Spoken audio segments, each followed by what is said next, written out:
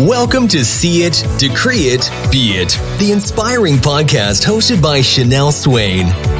Join us on a journey of inspiration and transformation as we celebrate the power of resiliency.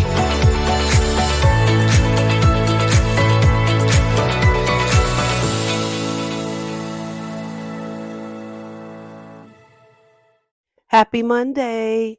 Welcome to the See It, Decree It, Be It podcast. I'm your girl, Shnell Swain, and I am excited this morning to talk with you because the subject of self-esteem and self-empowerment for children is everything to me.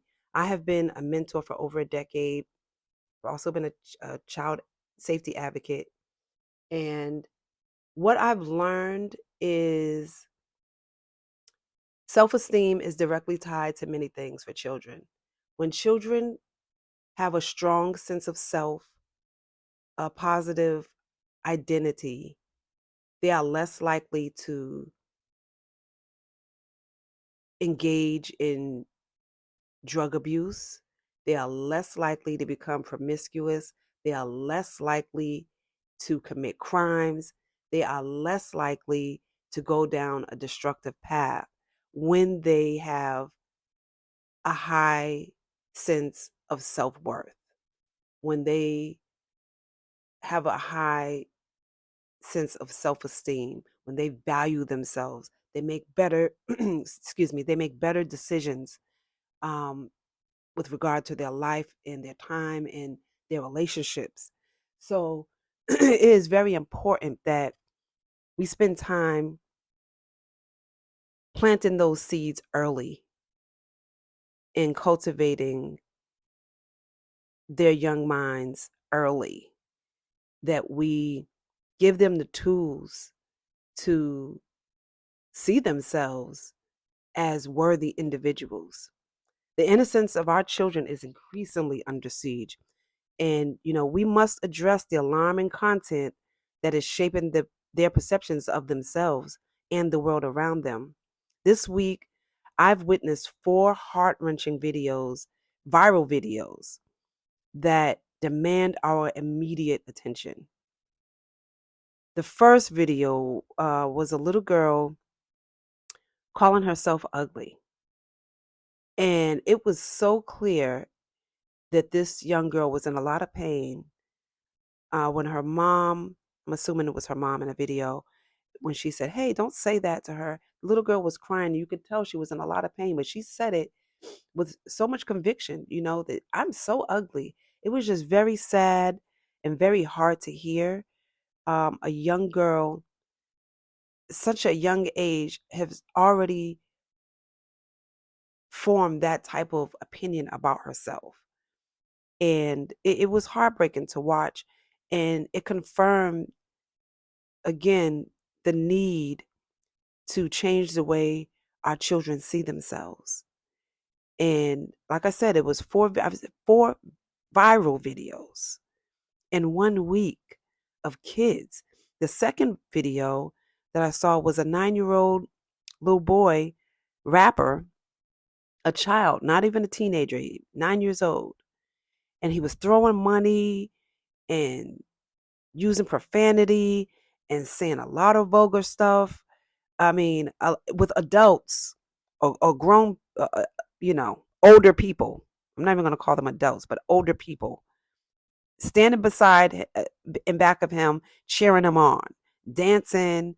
And it was horrible. A lifestyle that this child should know nothing about. At that age, our children should be cultivating creativity and positive expression. They should not be exploited by adults. And, this sad deviation from innocence is a troubling sign of the times. The third video I saw was a child not older than maybe 3 or 4, maybe 5 at the max, beating on his chest with his little pants, his little shorts sagging down, beating on his chest, yelling at adults.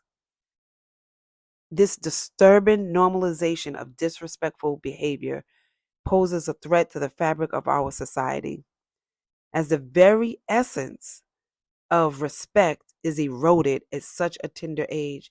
These are the kids that grow up and curse their teachers out and assault um, their peers and, just engage in criminal behavior, in criminal activity. These are the children who grow up and go down that path. And it's very sad to see, but it really pulls back the curtain on the dysfunctional nature of some of these of our culture of um different pockets in society. It's very sad to see, but it's very real.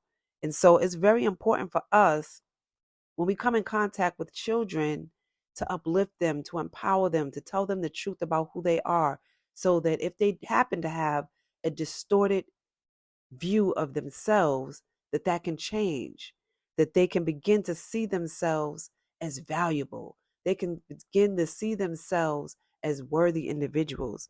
But I tell you, the last video of the four was perhaps the most alarming.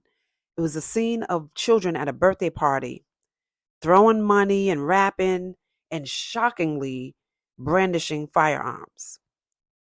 It was unbelievable. And we cannot, under any circumstances, allow our youth to think such behavior is glamorous or acceptable. And, we can't allow them to get their identity from that type of behavior. The consequences of allowing this toxic narrative to persist are dire. It's really heartbreaking to see so many children being led down a destructive path. And in my maybe 13 or 14 years of being an advocate, as I mentioned, in a mentor, I've never seen a time more severe. Like, we really need to roll our sleeves up and do the work. And so today I just wanted to talk about actually last week I released ebooks for kids. It's actually the first in a volume, a series of books that we offer. And the book is entitled Mirror Mantras, Volume 1. We have a girls edition and a boys edition. And they offer push button audio mirror mantras. So for years as a mentor, one of the things that I have been doing with kids is what I call mirror mantras, having them go to the mirror, connect with themselves, look themselves in the eyes, and say positive things to themselves, about themselves, and encourage themselves. And it's a self-esteem tool that I've been using for years. And I just felt like it's helped my son in so many ways. It's helped him boost his confidence in so many ways. It's actually even helped him improve his speech. And because of that, I decided to create a book, from utilizing this tool with him. It inspired me to create a book for other children. And every single day, Today's episode is sponsored by End Child Molestation Inc., a 501c3 nonprofit organization whose mission is to combat child sexual abuse through education and empowerment. I worked on this book, it became more obvious to me that there is a great need for it. And, as fate would have it, the week leading up to me releasing this book just really highlighted the need for it. Because when children see themselves through a distorted lens, it is a problem for everyone. And you may say, well, my kids are good kids. My kids don't come from those types of environments. My kids come from a stable home, from a good family, and we're not affected by it. But that's not true, because we are all family. We are all connected. And even if your child is, being raised with good morals and led down a great path, and is fortunate enough to have great influences in their lives, you have to understand that these children are their peers. That, children like these, children who are being led by dysfunctional parenting are your children's peer group, and so your children may encounter these types of children along their path. And so we have to be clear that children, the reason they're called peers is because they are peers, and peer pressure is real. And so you don't want your children being around children or being influenced, I should say, by children who behave in this manner, who have this mindset that they get their self-esteem from having wads of cash to throw around, from carrying firearms. I mean, these children were small children. They could not have been more than 7 or 8 years old. And to see children being cheered on by adults was so heartbreaking. It really, it's unbelievable. And again, it really showcases how bad or how much we need to encourage these children. Whenever we come in contact with children, we need, because this is a very dangerous time for children to be in this world not sure of themselves. This is a very dangerous time for children to move through the world with no self-worth. This is a very dangerous time for children to not love the person they see in the mirror. It's a very dangerous time because not only will they abuse themselves, but they will also become a target for abuse. So empowering them to empower the person in the mirror is critical right now. It is imperative that we teach our children to value themselves, to value life, to value other people. When children have a strong sense of themselves and they value themselves, right? When they have a strong sense of purpose, they don't go out and commit crimes because you know what? They feel valuable. They feel like they have something to lose. When children grow up feeling like they have nothing to lose and are hopeless, we already know what happens. It's very common, particularly in the Black community. When children grow up feeling hopeless and helpless, they feel like they have nothing to lose. They commit senseless acts of violence, and by the time they realize all of the damage and bad decisions they've made and want to change their lives, is oftentimes it's too late, and they have a criminal record, and that they're stuck in that lifestyle. Many times they want to get out of that lifestyle, but now they have a criminal record, they can't get a job, and they're forced to turn back into, and maybe not forced, that's probably not the good word, but they're going to automatically go back to what they know, the path of least resistance, which is a life of crime. And oftentimes the victims of those crimes are good people, uh, good people who have nothing to do with that lifestyle. So it matters to everybody when children grow up not feeling worthy, not feeling purposeful, not feeling like they matter.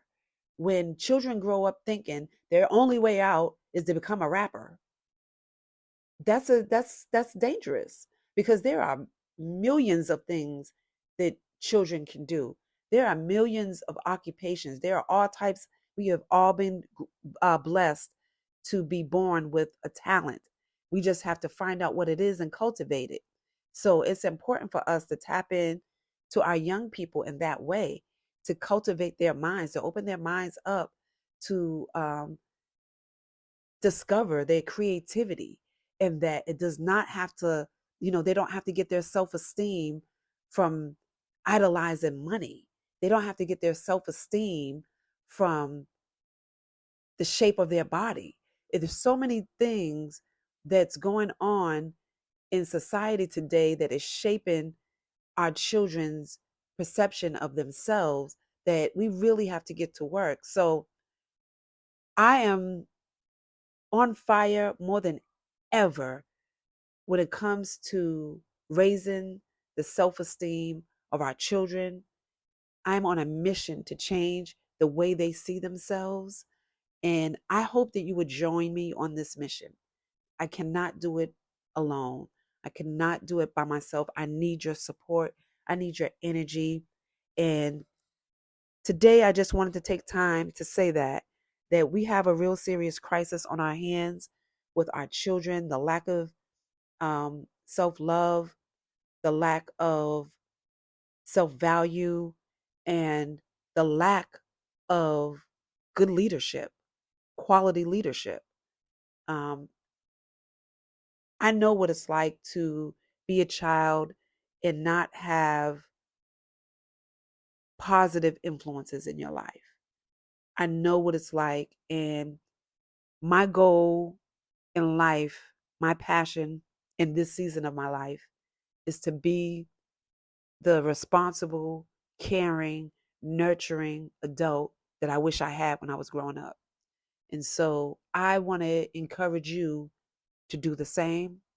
If you have children that are in your social circle, please, please take the time to talk with them about the way they see themselves, encourage them to see themselves as purposeful, worthy individuals. And if you like, you can check out the link in my bio on Instagram and Manifest My Blessing, and you'll be able to see the book. You'll be able to get the link to the book there if you'd like your child to have one of the Mirror Mantras books. I'd love to support you in that way. But again, today the message is just about empowering our children. We are in a crisis right now. Our children are under siege, and we must do something about it. Again, my name is Shnell Swain, and my whole mission is to teach our children and teach everybody I come in contact with to see it, decree it, and be it. Let's go. Thank you for listening to See It, Decree It, Be It, the podcast, hosted by me, your girl, Shnell Swain. It has been an honor and a privilege to serve you, and I look forward to having conversations like this every Monday and Friday at 10 a.m. Eastern Standard Time. See you Friday.